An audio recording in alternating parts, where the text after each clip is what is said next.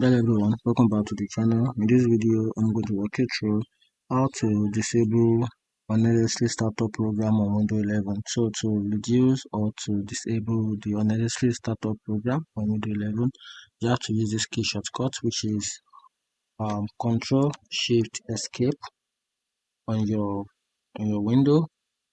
Then you can see the available program that is running on PC. So this can also help you for more better performance. So you can just click on this to open the task manager tab. Then from here you can disable any program that is running on the startup just to get a powerful efficient performance from your PC. So just to close any one of them, just click on it. For example, click on this. If I want to close settings, because I'm actually recording, so I can't close this recording screen. So if I want to close this, for example, just tap on it, then click on end task, and that's the best way to disable unnecessary startup programs on Windows 11. Find the video helpful, turn on the notification button, and follow for more content like this.